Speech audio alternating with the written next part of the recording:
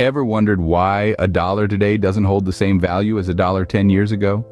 It's a question that lingers in the mind of anyone who's ever compared the price of their favorite candy bar from childhood to its price tag today. The answer to this enigma lies in a concept known as inflation. Inflation, in simplest terms, is the rate at which the general level of prices for goods and services is rising, and subsequently, purchasing power is falling. It's a bit like being on a treadmill where you're running, but the scenery isn't changing much. You're spending the same amount of effort, but your money isn't taking you as far. Now, imagine a nation's economy as a massive, interconnected web of transactions. Every time money changes hands, from buying a coffee to paying a worker's salary, it contributes to this web. Inflation measures how quickly the prices of these transactions are increasing. As the price of goods and services increase, each unit of currency buys fewer goods and services. This loss of purchasing power impacts the cost of living, the cost of doing business, lending rates, and pretty much every other aspect of the economy. It's like the silent background music of our economic lives, always playing but rarely noticed until it hits a sour note. But why does inflation occur? Well, it's a little like baking a cake. There are many ingredients involved, and if you add too much of one or not enough of another, you can end up with a less than desirable result. These ingredients can include factors like supply and demand, government policy, and global economic trends. However, it's important to note that inflation isn't inherently bad. It's a natural part of a healthy economy. In fact, some level of inflation is usually considered beneficial, promoting spending and investment. But, like most things in life, balance is key. Too much inflation can be as harmful as too little. So, inflation is a bit like a slow leak in your wallet, isn't it? Well, that's one way to think about it. But remember, understanding inflation is the first step to navigating its ebbs and flows in our everyday lives. But what causes inflation, you might ask? Let's dive in. First and foremost, it's important to understand that there are two main types of inflation: demand pull and cost push inflation. Let's take a closer look at each of these. Demand pull inflation, as the name suggests, is caused by an increase in demand for goods and services. This occurs when the economy is growing and consumers are willing to spend more. As demand outstrips supply, sellers can raise their prices, leading to inflation. It's a bit like an auction where the highest bidder gets the item.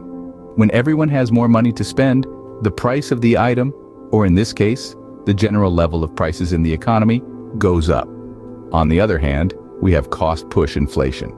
This type of inflation is triggered when the costs of production increase. It could be due to a rise in wages, a jump in the price of raw materials, or even a hike in taxes. When these costs are passed on to the consumer, it results in higher prices, hence inflation. It's akin to eating at a restaurant where the price of ingredients has gone up. You, as the customer, would end up paying more for the same meal. Beyond these two types, inflation can also come from growth in the money supply. This happens when a government decides to print more money. While it might seem like a good idea initially, having more money in circulation doesn't increase the amount of goods and services available. Therefore, the value of each unit of currency decreases over time, causing prices to rise. It's as if you're slicing a pie into smaller pieces. The size of the pie doesn't change, but each slice becomes smaller.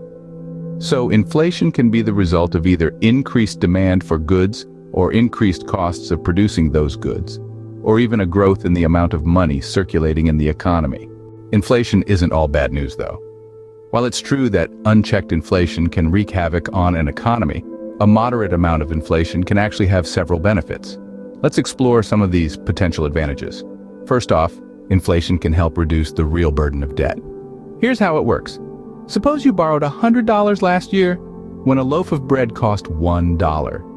This year, due to inflation, that same loaf costs $1.10. But you're still paying back your $100 loan with the same old dollar bills. In essence, the real value of the money you owe has decreased because each dollar can now buy less bread than before.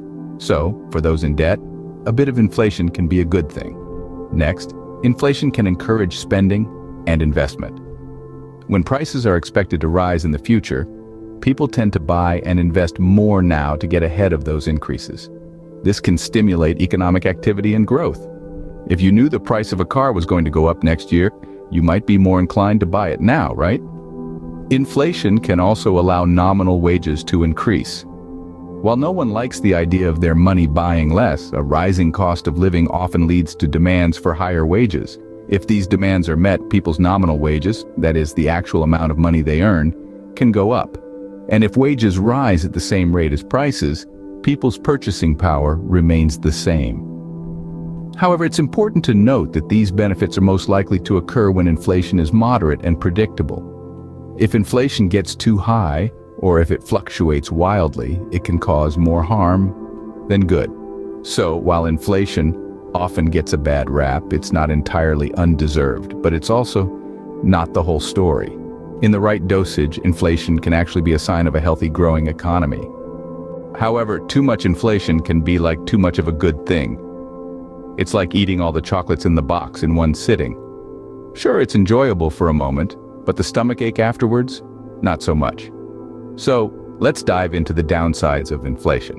First on the list is decreased purchasing power. Imagine you've saved up $100 for a fancy dinner. But when you finally decide to treat yourself, the prices have risen. And that $100 doesn't get you the lavish meal you were dreaming of. That's inflation at work, reducing the purchasing power of your money. Then there's uncertainty.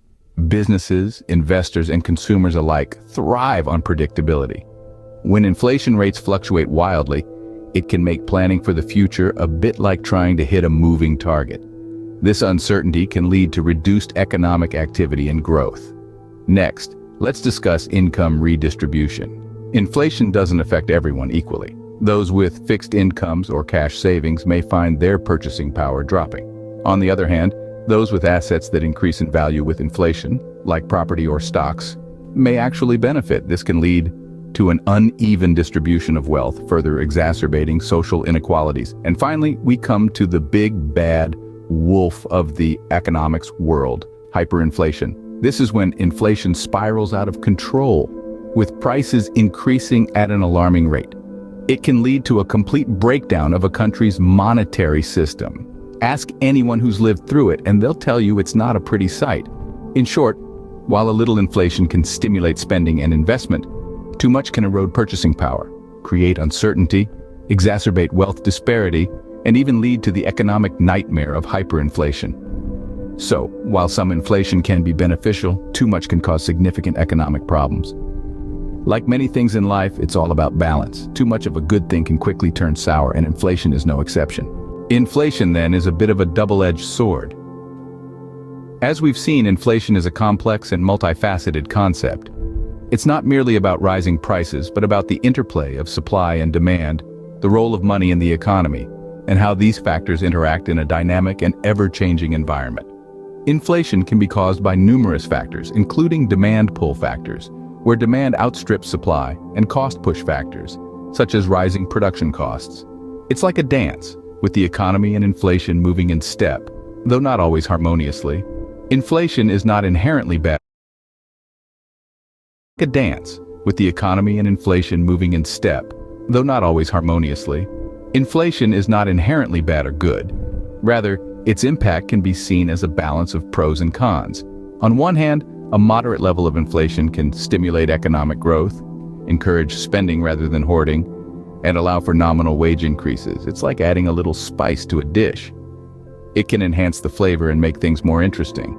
On the other hand, unchecked inflation can erode purchasing power, create uncertainty, and disproportionately affect those with fixed incomes, or those least able to cope with rising prices. It's akin to adding too much spice to a dish. It can overwhelm the other flavors and make the dish unpalatable. Managing inflation, therefore, is a key task for policymakers. They must strive to maintain a balance, to keep the economy humming along without letting inflation get out of hand.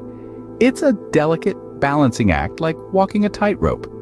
Inflation can seem like an abstract concept, but it has real-world implications. It affects everything from the price of a loaf of bread to the cost of a house. It influences decisions made by individuals, businesses, and governments. Understanding inflation is crucial, not just for economists, but for anyone who wants to understand the world of finance and economics. So keep an eye on that inflation rate.